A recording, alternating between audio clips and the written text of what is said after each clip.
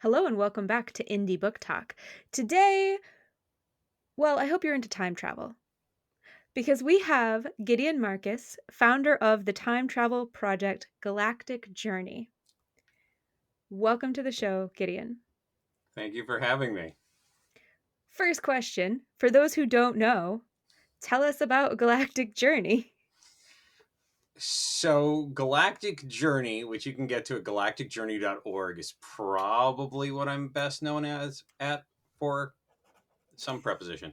Um, I started it 10 years ago, which is nuts when you think about it. So, basically, I and a couple of dozen other science fiction fans live 55 years ago, exactly 55-year time slipped to where everybody else is. So right now it's February 8th, 2023 for you, and it is February 8th, 1968 for us. We're right in the middle of the Tet Offensive in Vietnam. The USS Pueblo just got captured. Lyndon Johnson supposedly is running for another term, but now there's rumblings that he might drop out. Mitt Romney's father is about to drop out of the presidential contention, and some guy named Richard Nixon may run again, even though we were told we wouldn't have him to kick around anymore. And that's exciting enough, but the real thing that we do is we're a bunch of science fiction fans. So, for instance, once a week we get together and we watch the broadcast of Star Trek, the only series, because there aren't any sequels yet. We're in the middle of the second season. And these broadcasts are really exciting because they have period commercials in them. We read from period fanzines, and they're just these gigantic, cool cultural experiences. And everyone's invited. I can tell you how to do it at the end of the show. We also read all the science fiction of the time. Every year we put out something called the Galactic Stars, which is the best of. If you've been relying on the Hugos or the Nebulas, those only scratch the surface of what's good out there. Or as I like to say, there's a whole lot better than Dune. So that's Galactic Journey, and we started out as a blog, and now we have a radio station, two actually, a TV station, a computer. We actually have a guy maintaining a virtual IBM 360 mainframe that you can get a log on for and actually use with virtual punch cards and everything. It is a ridiculously huge project. And lots of fun. It's international. Demographically, we have everybody you can think of, every age, every ethnicity, every demographic. It's wonderful. Okay, I have so many questions. I'm not sure I know where to start. Most of the time, when we talk about science fiction and we talk about time travel, people sort of jump to this idea that we're going to the future, in some distant future that we're going to explore, or that we're going to very specific, everybody wants to go to like these very specific high visibility parts of history. Right. Why are you like living sequentially in a time essentially before you were born or just about before you were born? Gosh, I Why? hope it looks like it was before I was born. Uh, Well, I don't know who everyone in your group is, so I didn't want to that's assume. no, that's true. And in fact, we have people in our group who are lapping themselves. In fact, John Boston, who covers Amazing, has letters to Analog in the months that he's covering right now. And he was a BNF back then. And he Wow. finally, after 60 years of doing this, got his name on a Hugo nomination last year. So that's exciting. That is So exciting. why? So two reasons. One, the reason why we do it day by day. If you go to the past, you go back to save JFK. That's never been done before.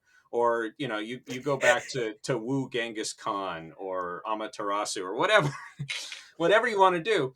It's very now focused, right? You know what you know now. You know what you've read in the history books of now, and you go to this thing intending to do this thing, whether it's to kill Hitler, please do that, um, or whatever.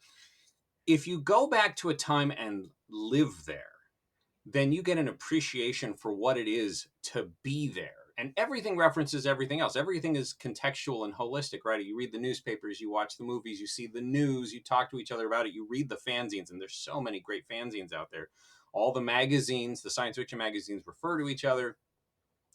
People ask me why I started in 1954, because I actually did it offline for 4 years before I started the blog. And the answer is because I wanted to get to the 70s. But I didn't want to start in the 70s because then anything I knew about the 70s would be what I'd learn in the 2000s. This way, when I get to the 70s, when I watch Star Trek, I can go, oh, This reminds me of this story I read a few years ago in fantasy and science fiction. Oh, this is clearly referencing Korea. And it's a kind of understanding of the time you cannot get unless you've lived there. My daughter and I are watching Laugh-In, which is probably a show you've never even heard of. I've heard of Laughing. I have. Okay, great.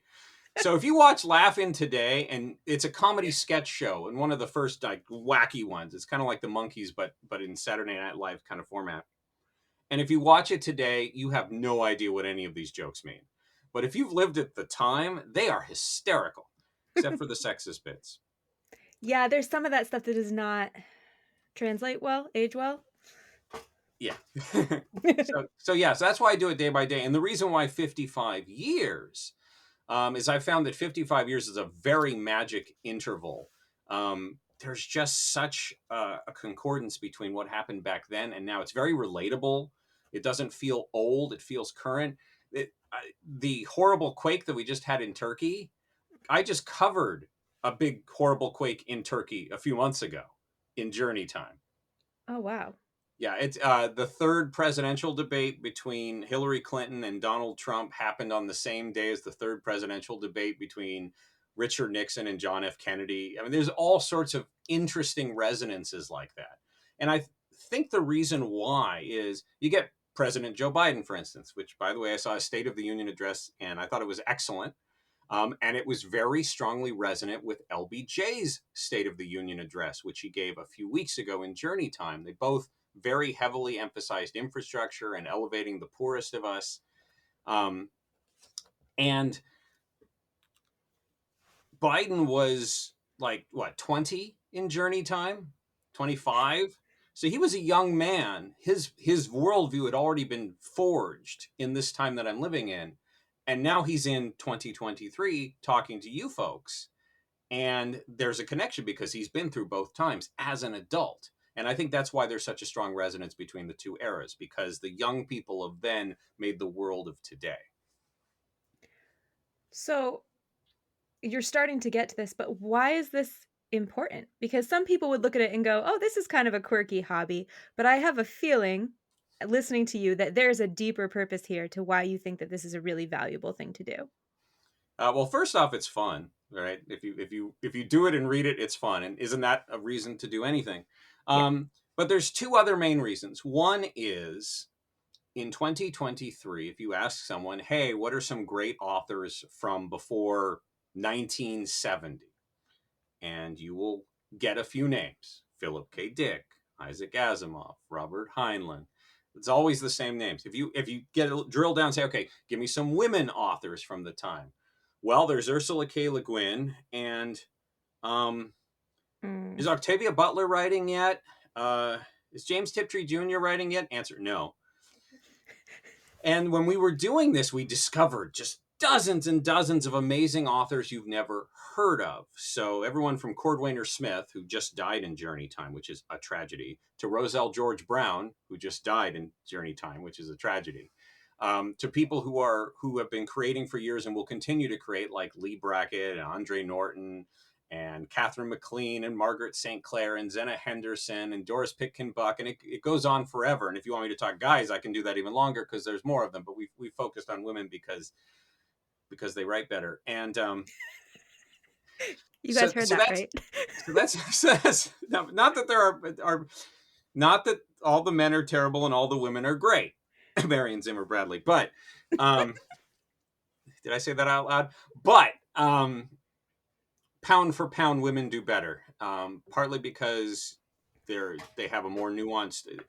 They speak from the vantage of the oppressed and the other, and so they write stuff that is often from a different perspective, and also they have to try harder, either because of society or self censorship. But the third reason why to do the journey is if you go on Twitter, probably not anymore, right? Hashtag Musk sucks. But if you go on a social media of your choice, whether it's Mastodon or Hive or Facebook or Instagram, in general, the world is on fire and everything sucks, and it's never been worse than now. And things do suck. There are a lot of things that suck and need to get better. But if you live 55 years ago, let me tell you about suck, because everything that's bad today was worse then. If you were gay, if you were a woman, if you were a minority, and heck, even if you were white, right? The healthcare wasn't as good. You weren't making as much money. The technology wasn't as good. And of course, there was the threat of nuclear holocaust hanging over you at all times. Um, and no one wore a mask back then either. Oh, and talk about it. Their report just came out in 1968 saying if the smog gets any worse, the human race will not be able to handle it. And it's no coincidence that in 2 years the EPA is going to be founded, partly because a river will catch on fire next year. A river will catch on fire. So, so the reason why we do this is to show that there are great things back then, but things are better now. And if things are better now than they were back then in 55 years, we can work to make it even better than it is now. And that's how history has been for the last several thousand years, right? It's generally up and up. Things always suck for some people, but it sucks a little less for fewer people every year. Let's not talk about income inequality since 1980. Yeah, there's lots of things that we won't necessarily be able to get to here. But what I am fascinated by as I listen to you talk is that even though you're living in the past in journey time, you seem very up to date on what's going on now. How do you keep those things clear and separate in your mind so you don't think, if you get a blow to the head and somebody asks you what year is it, you don't give the wrong year? I haven't figured that one out yet. So no, there is some madness involved. I very deliberately eschew modern slang, though I understand it, and certainly I have a 19-year-old daughter, so I'm exposed to it. And I'm a natural linguist, so it's really hard. But I also really try to keep it pure, right? I I I would say that I spend more time in the past than I do in the present, and that's because I have to run the journey. That said, it's actually not that hard. Being a writer, I work from home anyway. It's easy to jump in and out. And let's face it, you can live in the past even in the present. I have a Natalie who does writing for the Journey. She covered Twilight Zone, Outer Limits, and Dark Shadows. Um, and she once told me she used to come over every Tuesday for what we called vinyl nights, even before we started the journey, and we'd listen to records. And I said, "How come you don't listen to modern music?" She says, "I still haven't finished all my records from the '70s." So, so even modern people can spend most of their time enjoying the hits of the past, especially if they hang out with the journey. And let me tell you, it's contagious. If you hang around with me too long, you will start to enjoy all the things that we do, and they may become part of your life. So take that as a disclaimer before you go to galacticjourney.com, but I kind of want to Org, go there dot now. org, dot Oh, org. sorry, .org. Get that right. Galacticjourney.org. Galacticjourney.com is probably a porn site, and we disavow all association with them. Just so you know. So tell me also you have the radio show, you have the blog. That's all Galactic Journey stuff. What about you? Do you write outside of those spaces or does this take up all your time? This does not take up all my time, but this was a great springboard to my publishing and writing career. So it's interesting. I always wanted to be a science fiction writer. Ever since I was 14, and I wrote a short story, a science fiction story for my math class for extra credit, and I turned it in. And then a few classes later, kids started going, "Hey, I love that story." And I said, "What story?" And they said, "The story you wrote." And I said, "How do you know about the story I wrote?" "Because the teacher liked it so much, he read it to all the classes after your class." I said, "Oh, okay." So my course was set, but for 30 years, I had to make money. So I did that, but I always wanted to be a writer. And as soon as I quit my last job, which set me up for semi-retirement, it's a sad state to our society that you kind of have to have money before you can make it as a writer if you want to do it comfortably. Not necessarily, but it helps. Anyway, the day I quit that job, I wrote 1,000 words of my first novel. But because the journey gave us a name, we'd already gotten our first Hugo nomination. We're up to 4 now. Um, it was very easy for me to call bookstores around the country and say, "Hey, I'm a Hugo finalist. Would you like to carry our books?" And generally they'd say yes. So Mhm. we founded Journey Press in 2019. And this was very aligned with Galactic Journey because the first book we came out with was this one. Rediscovery. Ooh, science Science. fiction by women. So this was a 1958 to collection of all of our 1964. favorite stories that we had reviewed for the journey. And I said, hey, no one's read these. Let's make them available. So we did. We made a book. It's actually quite easy to publish these days. Not as easy to make money. But Yeah. and, and then I said, hey, I don't just have to publish other people's books. I could publish mine. Light So I bulb. came out with, this is how ready I am for this. So I came out with this Kitra. 2 weeks into the pandemic, which is a very interesting time to launch a book. Yes. And Kitra is very much an interesting sort of hybrid, right? So back in the mid 20th century, they used to write what they call juveniles, but what they really meant was young adult. And by the late 60s, they start calling it young adult. And Heinlein and Andre Norton wrote these books that were science fiction, but they were accessible to younger people and generally focused more on the adventure and the science and less on the icky stuff. And so we have a thriving YA field today in the 21st century, but YA tends to focus on the dystopian and also really, really fat books. And I said, you know what? I used to be an astrophysics major. I'm a science lecturer. I'm a professional space historian. So I know my science, and I'm a pretty good writer. I actually wrote a bunch of short stories. I said, you know what? I'm going to write a book, and it's going to be a space adventure in the old style, but it's going to be a 21st century space adventure with a diverse cast, and everybody's queer, which is great because that increases dramatically how many love triangles you can have. And Interlocking love triangle. yes, love quadrangles, love pentagons. So I came out with this book, and then I came out with this book, and this book actually made the long list for the Lodestar this year, which is the not a Hugo for YA, which was exciting. Okay, so that And second then book was Sirena? Sirena. Sirena. And is that a sequel or is Yes, it completely separate? Okay. that's a sequel. And then this one's coming out this year and should be out already. And the reason why it's not out right now is because these books have done well enough that I've started to get calls from agents. Oh. And in fact, I had a call with an agent. They asked if I could talk to them exactly at the time we started this interview. And I said, no, this interview is more important to me. Oh, we appreciate that. As fans of indie publishing and yes, thank you. We appreciate that. What was the title of that third book that isn't out yet? It's called Hivilma, Hivilma. which is Okay. Finnish for purple. I, I'm a fan. I like purple.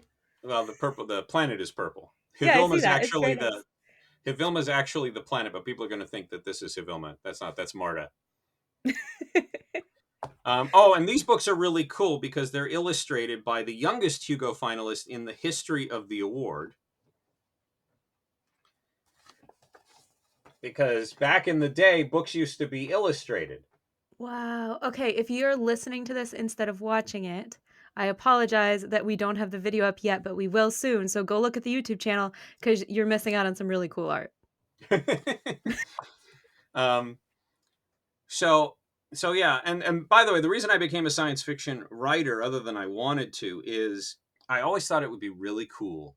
I'm reviewing all these science fiction authors in these magazines. Some of them are still alive, by the way. I've met Robert Silverberg and Tom Purdom. In fact, Tom Purdom, we actually republished one of his books because it was so good.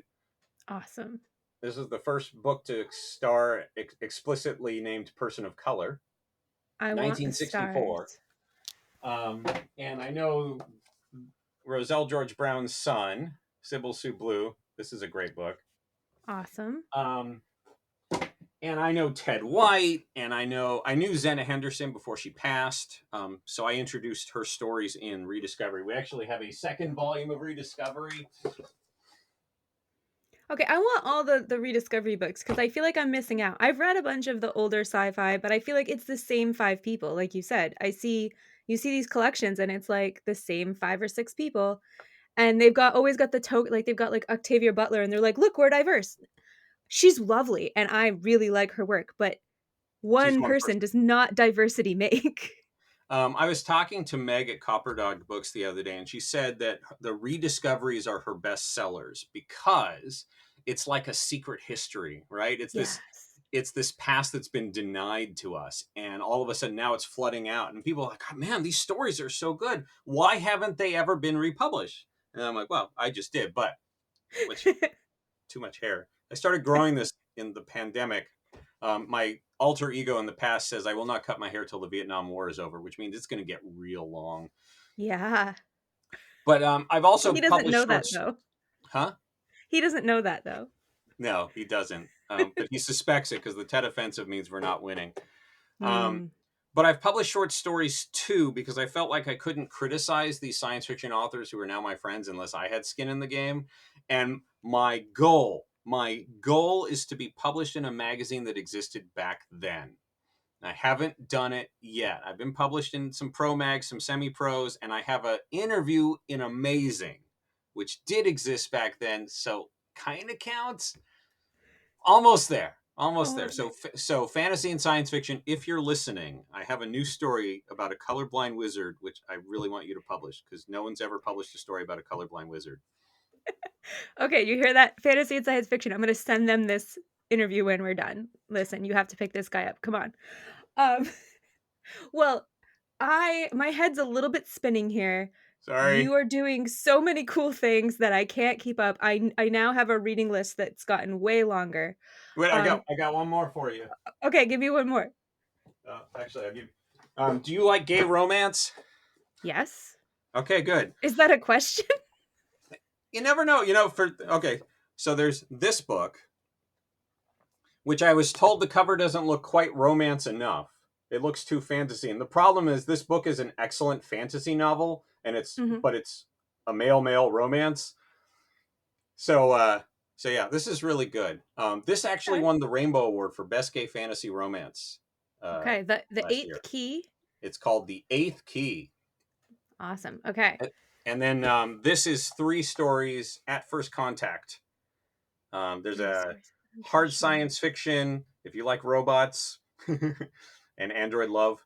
Um, and there's a paranormal, and then there's a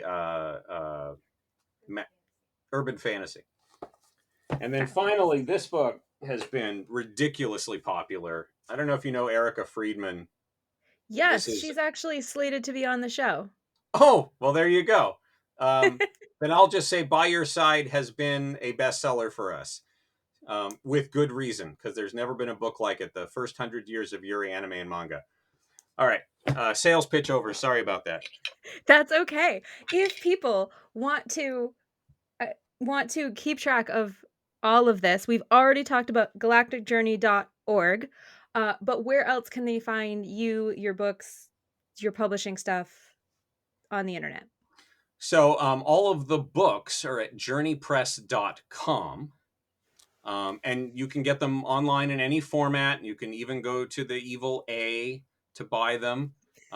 Although we make it available everywhere else, so you don't Bookshop.org. have to. In fact, if you are anywhere near a brick and mortar bookstore, those are our favorite.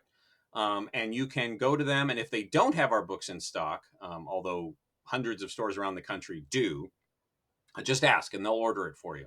And the cool thing is if you go to a store, chances are, I would call them first, but chances are they may even have signed copies because we make sure they all have signed copies because we love Awesome. bookstores.